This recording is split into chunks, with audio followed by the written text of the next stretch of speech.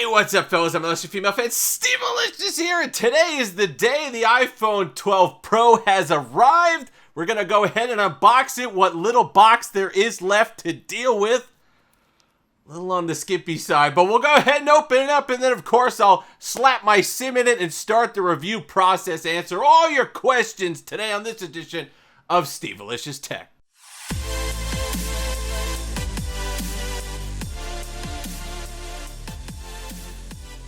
And we are back. As always, thank you so much to all the new subscribers, up over 2,060 as of the taping of this video. If you're enjoying all the phones, the technology, go ahead and give that subscribe button a tussle. It certainly means a lot to me. So this is it. This is the one that I've been excited about for at least a little while, because I did prefer the design of the iPhone 4 and the iPhone 5, even though really the iPhone 4 was my favorite of the bunch. I like the fact that the glass surface came out a little bit beyond the aluminum band around the phone. So we'll see which one this one's harkens back the most to. I believe it's going to be flush completely across like the iPhone 5, but we're only going to find out one way, and that is by opening it. Like I said, we'll try to keep this one a little short, because there's not a lot going on with the box. They've taken out the charger, they've removed stuff, they're going really simple with these boxes, and okay, that's fine. We'll go ahead. It's still an iPhone inside, right? Still an iPhone Pro. iPhone 12 Pro. There it is. You got the handy, no tools needed. Throw that to the side, and let's see what we actually have here. Oh, unlike previous, this is nice. Unlike previous years, you don't have to shake the box like crazy. It actually comes up quite naturally. The tolerances are not nuts. Ooh. Wow. Okay. I like that a lot, actually. Take the device out. That's got a really nice feel to it.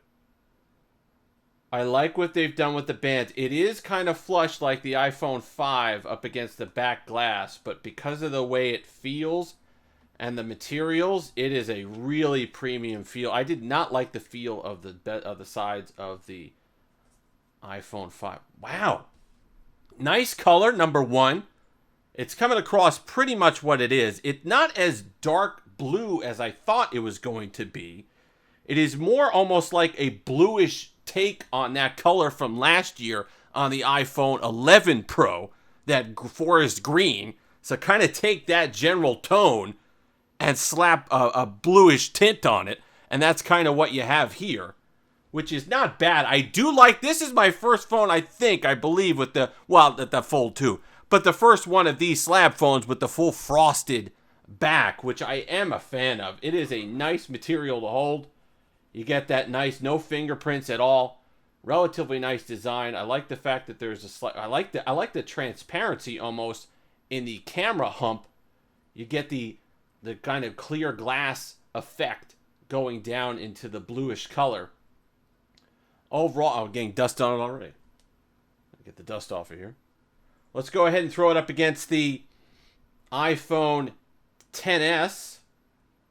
It's going to be, the size isn't that different. Basically what it is they just kind of cut off the edges. So basically you're taking that rounded edge, you're flattening it out, and that's going to be the difference. Perhaps a little bit bigger all around, but nothing that you'd really say, oh geez, I need the smaller iPhone, or I need the iPhone mini or something like that. Nothing crazy. Let's go ahead and power it up and see this screen.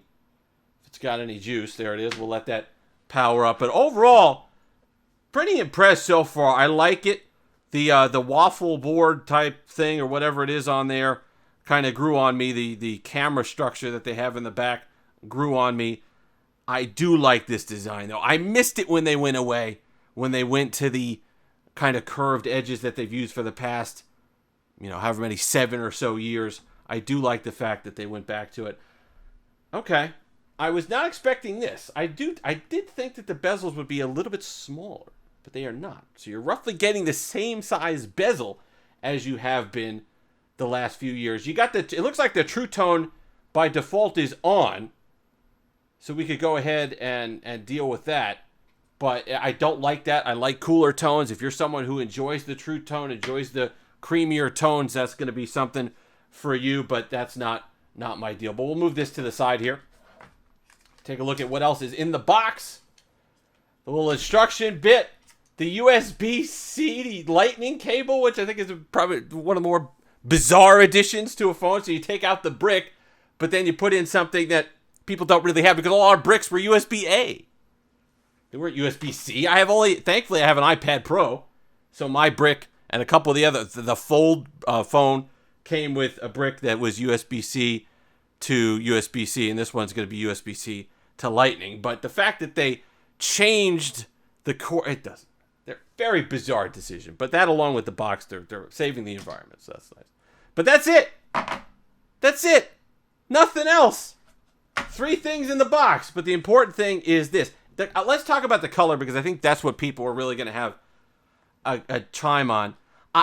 The one on the iPhone 12, that kind of more proper blue, the blue that you'd consider, when you think of it, you're thinking, okay, that's a deeper blue.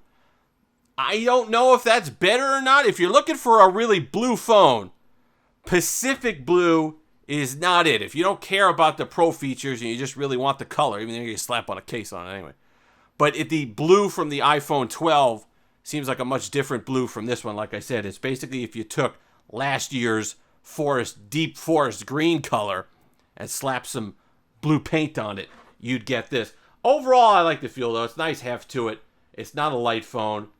It's not going to be a fingerprint magnet, which is nice. We'll see how the ceramic shield is. I don't know if that's why it feels different on the back. I think that's just the frosted coating or the frosted finish on the back.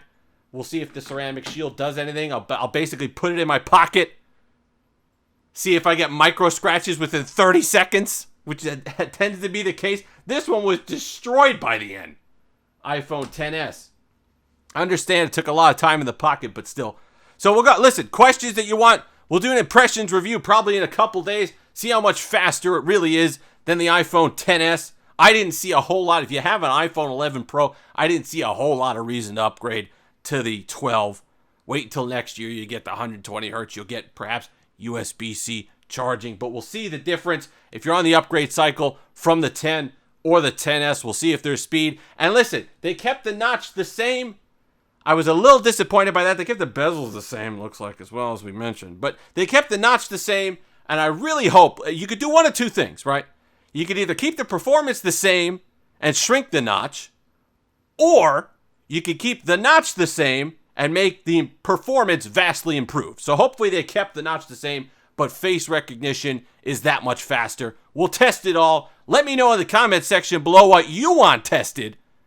If you've made it this far, like, comment, subscribe, all that fun stuff. Until next time, there it is. Have that Steve-alicious day.